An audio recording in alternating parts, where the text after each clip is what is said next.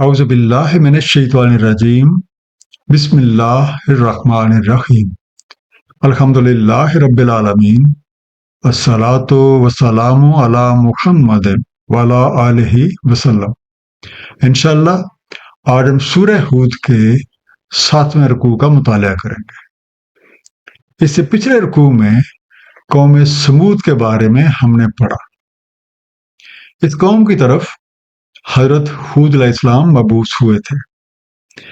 یہ قوم دولت پرستی کا شکار ہوئی۔ ان کے سرشت میں وسائل پہ قابض ہو جانا، اپنی صلاحیتوں کو ذاتی مفادات کی خاطر ہی خرچ کرنا اور اپنے علوم و فنون سے خود نمائی کا سامان کرنا شامل ہیں۔ ان کا انجام یہ ہوا کہ ایک زلزلے کی زوردار آواز کے ساتھ ہلاک ہو گئے اور ان کی بنائی ہوئی مضبوط عمارات ان کو کسی بھی طرح سے محفوظ نہ رکھ سکی۔ آئیے مطالعہ قرآن کا آغاز اس دعا کے ساتھ کرتے ہیں کہ اللہ تعالیٰ اپنے حبیب نبی پاک صلی اللہ علیہ وآلہ وسلم کے طفیل ہم سب کو قرآن کریم کا صحیح مفہوم عطا فرمائے۔ سورہ ہود رکوع نمبر 7 جو کہ آیات 69 سے 83 پہ مشتمل ہے۔ بسم اللہ الرحمن الرحیم وَلَقَدْ جَاءَتْ رُسُلُنَا إِبْرَاهِيمَ بِالْبُشْرَىٰ قَالُوا سَلَامًا، اور تحقیق آئے ہمارے رسول ابراہیم علیہ السلام کے پاس بشارت کے ساتھ، انہوں نے کہا سلام ہو۔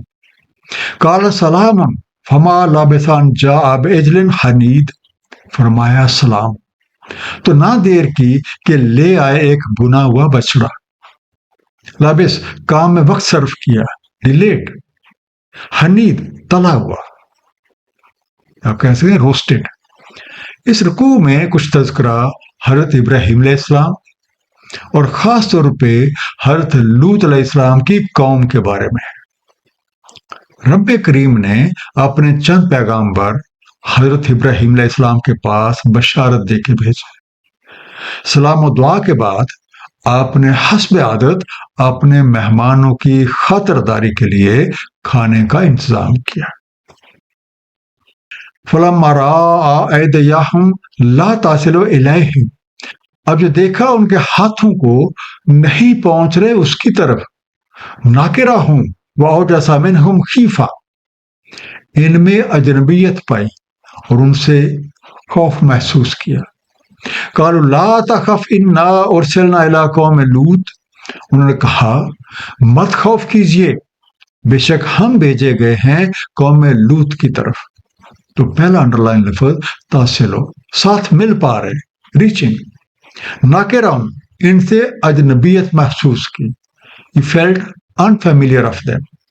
اور جیسا ذرا سا احساس یا خیال گزرا جس میں خوف کا شائبہ بھی شامل تھا، felt apprehension۔ حضرت ابراہیم علیہ السلام نے جب یہ دیکھا کہ مہمان کھانے کی طرف ہاتھ نہیں بڑھاتے تو آپ نے انہیں اجنبی خیال کیا اور دل میں کچھ خوف محسوس کیا۔ غالباً اس کی ایک وجہ یہ تھی کہ اس ملک میں یہ دستور تھا کہ جو کوئی کسی کے ہاں برے ارادے کے ساتھ آتا تھا تو وہ اس گھر سے کھانا نہیں کھاتا تھا۔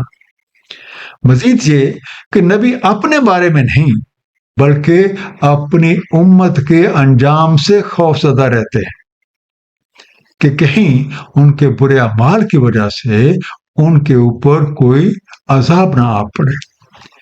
مہمانوں کو بھی اس بات کا احساس ہو گیا تو انہوں نے فوراً کہا کہ آپ کو کسی بھی طرح سے خوف زدہ ہونے کی ضرورت نہیں ہے، ہم دراصل قوم لوط کی طرف بھیجے گئے ہیں۔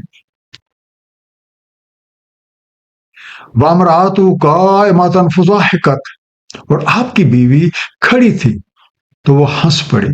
فَبَشَّرْنَاهَا بِإِسْحَاقَ وَمِن وَرَاءِ إِسْحَاقَ يَعْقُوبَ، تو ہم نے انہیں بشارت دی اسحاق علیہ السلام کی اور اسحاق علیہ السلام کے پیچھے یعقوب علیہ السلام کی۔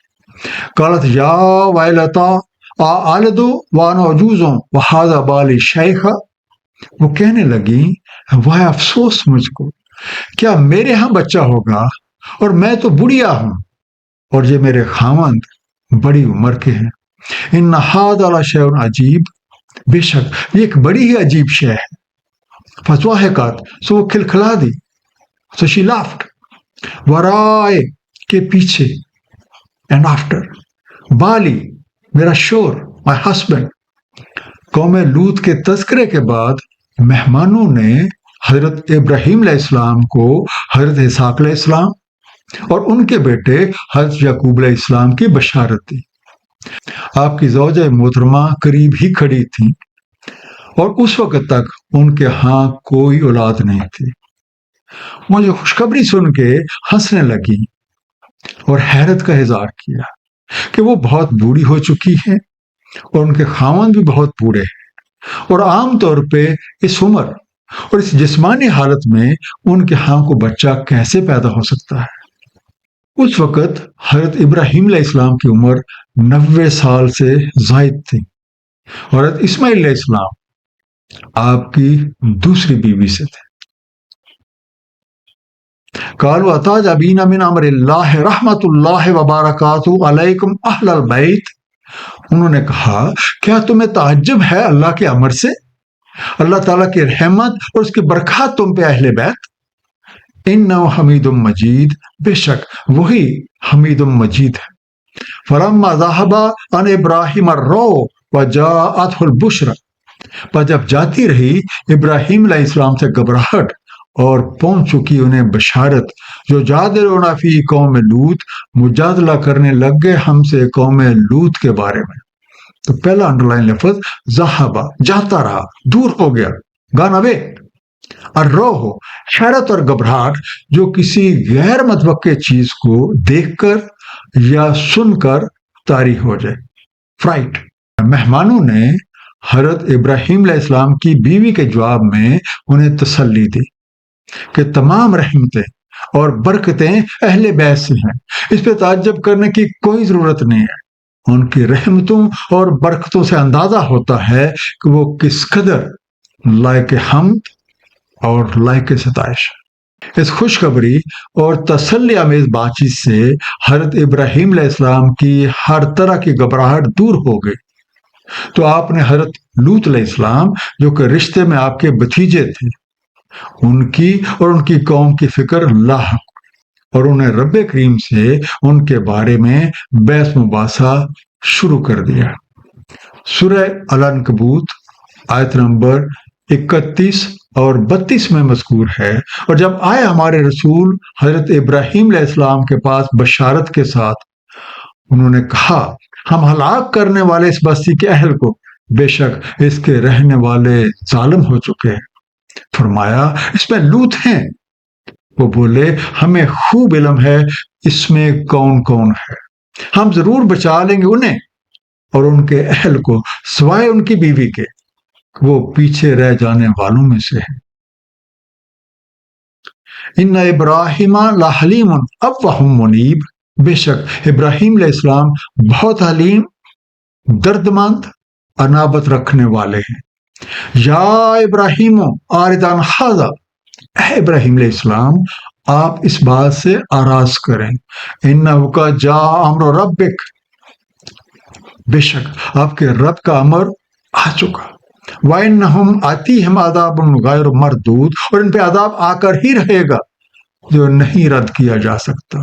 منیب، اپنے مطلوبہ مقصود کو محور بنائے رکھنے والے، رجوع رہنے والے، آفٹر ریٹرننگ، مردود لوٹایا جا سکتا، ریپیٹ۔ دراصل حضرت ابراہیم علیہ السلام بہت ہی نرم دل اور بردبار تھے۔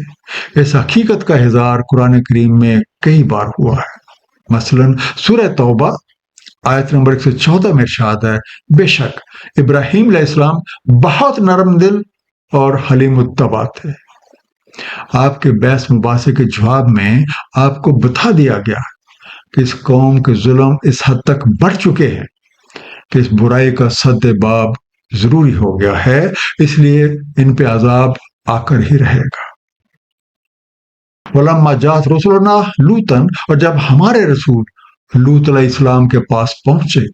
سیّا بہم وضاق بہم ذرا، کڑے ان کے آنے سے اور تنگ ہوئے اس کے باعث. وقال ھذا یوم نصیب، اور فرمایا یہ ایک کٹھن روز ہے. سیّا ناگوار خاطر گزرا، برا محسوس کیا، فیلٹ بیڈ.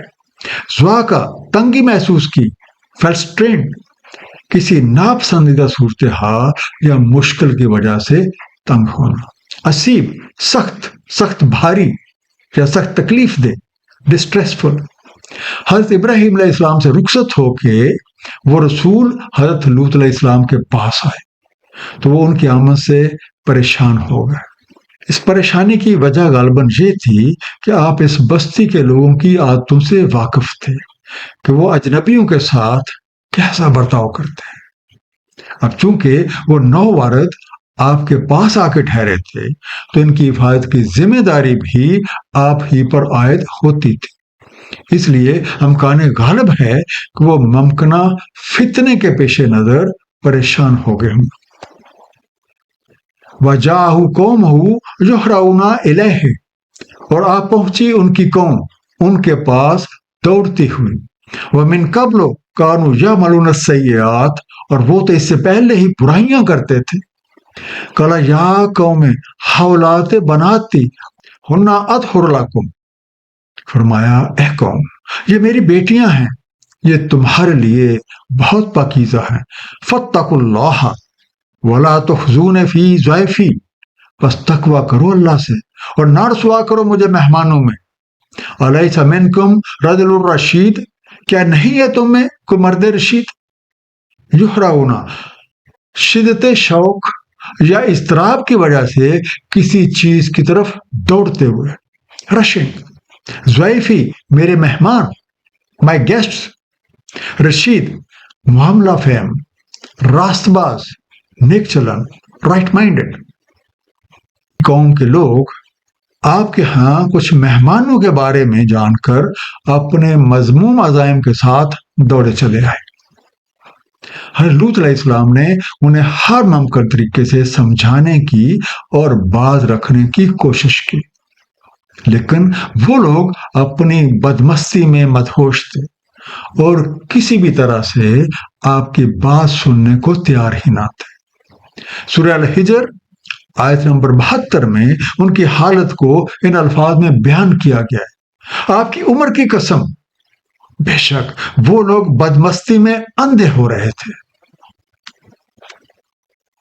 قالوا لقد علمت ما لنا فی بناتک من حق، انہوں نے کہا آپ کو معلوم ہی ہے ہمارا آپ کی بیٹیوں میں کوئی حق نہیں ہے. وَإِنَّكَ لَتَعْلَمُ مَا نُرِيدُ، اور آپ خوب جانتے ہیں جو ہمارا ارادہ ہے. قَالَ لَوْ أَنَّ لِي بِكُمْ قُوَّةً، فرمایا کاش مجھ میں تم سے مقابلے کی قوت ہوتی. او آوی إِلَىٰ رُكْنٍ شَدِيدٍ، یا میں جا بیٹھتا کسی مضبوط آسرے میں. نرید ہم جس خواہش کی خاطر کوشش کر رہے ہیں، اور انٹینشن. رکنن کوئی تقویت دینے والی یا بوجھ سہارنے والی چیز، سپورٹ، پلر. ان بدکاروں نے حضرت لوط علیہ السلام کی ایک نہ سنی اور اپنی ہی بات پہ زور دیے گئے کہ ان مہمانوں کو ان کے حوالے کر دیا جائے. حضرت لوط علیہ السلام کو ان کی باتوں سے بہت مایوسی ہوئی اور اس خواہش کا اظہار کیا کہ اگر ان کے پاس مقابلے کی قوت اور وسائل ہوتے تو وہ بزور انہیں ان کی اس حرکت سے باز رکھتے. قالوا یا لوط ان رسل ربک، انہوں نے کہا اے لوط علیہ السلام ہم آپ کے رب کے رسول ہیں. لن یصلوا الیک، ہرگز نہیں یہ پہنچ سکتے آپ تک. فاسر باہلک بقطع من اللیل ولا یلتفت منکم احد الا امرأتک، بس چل نکلے اپنے گھر والوں کے ساتھ، کچھ رات رہے اور نہ مڑ کے دیکھے تم میں سے کوئی سوائے آپ کی بیوی کے. انہ مصیبہا ما اصابہم، بے شک اس پہ مصیبت آنی ہے جو ان پہ مصیبت آئے گی. انہ موعدہم الصبح، بے شک صبح ان کی وعدہ گاہ ہے. الیس الصبح بقریب، کیا صبح قریب ہی نہیں. یاسلو پہنچ سکے، مل سکے. they will reach. یلتفت پیچھے مڑ کر دیکھ. look back. اس موقع پہ رب کریم کے بھیجے ہوئے ان رسولوں نے حضرت لوط علیہ السلام کو اپنا تعارف پیش کیا اور یہ تسلی دی کہ یہ لوگ آپ کا کچھ نہیں بگاڑ سکتے، ان پہ حجت تمام ہو چکی، ان کے بارے میں فیصلہ ہو چکا کہ ان پہ عذاب نازل ہو کر رہے گا۔ اب آپ یوں کریں کہ اہل ایمان کو اپنے ساتھ لے کے راتوں رات یہاں سے نکل جائیں اور آپ میں سے کوئی بھی پیچھے مڑ کے نہ دیکھے۔ آپ کی بیوی آپ کے ساتھ نہیں جائے گی کیونکہ اس کا تعلق دوسری پارٹی سے ہے، اس لیے ان پر بھی وہی کچھ بیتے گا جو باقیوں پہ بیتے گا۔ اس قوم پہ عذاب کے لیے صبح کا وقت مقرر ہو چکا ہے۔ فلما جاء امرنا جعلنا عالیہا سافلہا، پر جب ہمارا امر آ پہنچا ہم نے کر دیا اس کے اوپر کو نچلا۔ وامطرنا علیہا حجارۃ من سجیل منضود، اور ہم نے برسائے ان پہ سنگریزے تہ برتہ مصومۃ عند ربک، نشان زدہ آپ کے رب کے ہاں سے۔ وما ہی من الظالمین ببعید، اور نہیں یہ ظلم کرنے والوں سے کچھ دور۔ عالیہ اس کے اوپر کی طرف، اٹس اپ سائڈ، سافلہ اس کے نیچے کا حصہ، اس کے نیچے کی طرف، اٹس ڈاؤن سائڈ، منسود تابڑ توڑ، لیئر۔ فرمان ربی کے مطابق حضرت لوط علیہ السلام اہل ایمان کو ساتھ لے کر اس بستی سے نکل گئے۔ جب اس قوم کے انجام کا وقت آ پہنچا تو وہ بستی زیر و زبر کر کے اوپر کا حصہ نیچے کر دیا گیا، اس پہ لگاتار سنگریزے برسائے گئے۔ یہ تقریباً اسی طرح کا منظر تھا جیسے کسی شدید زلزلے کے جھٹکے سے پہاڑ کا کوئی حصہ ٹوٹ کر کسی بستی پہ جا گرتا ہے اور بے شمار چھوٹے چھوٹے پتھروں کی برسات انہیں اپنے لپیٹ میں لے کے تباہ و برباد کر دیتی ہے۔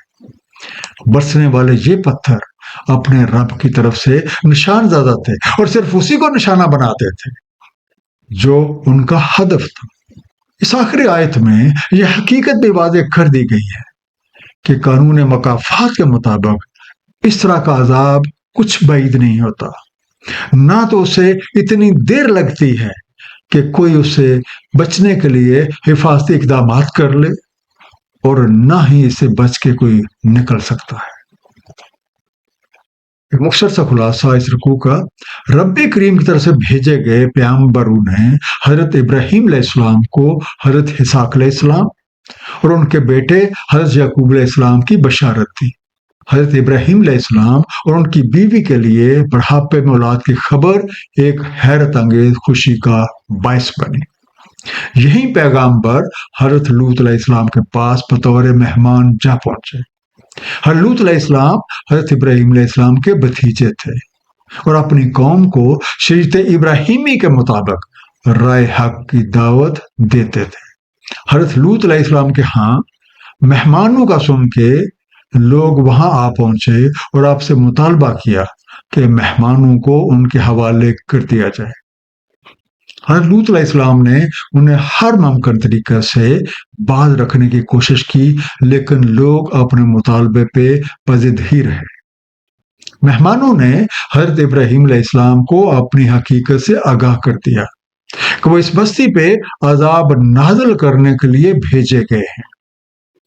قوم لوط ہم جنس پرستی جیسی لعنت میں مبتلا تھی، اپنی بد فعلیوں پہ اترانا اور سر عام فحاشی ان کا شیوا بن چکا تھا۔ لوط علیہ السلام اپنے ساتھی اہل ایمان کے ساتھ وہاں سے نکل گئے اور قانون ربی کے مطابق اس بستی کو زلزلے اور سنگریزوں کی بارش سے تباہ کر دیا گیا۔ جو قوم بھی قوم لوط جیسی برائی میں مبتلا ہوگی اس کا انجام بھی انہی جیسا ہوگا۔ یہی قانون ربی ہے۔ اللہ تعالی ہم سب کو قرآن کریم کو صحیح طور پہ سمجھنے اور اس پہ نبی پاک صلی اللہ علیہ وآلہ وسلم کی سنت مبارکہ کے مطابق عمل کرنے کی توفیق عنایت فرمائیں۔ صدق اللہ العلی العظیم، صلی اللہ تعالی علی حبیبہ محمد وآلہ وسلم۔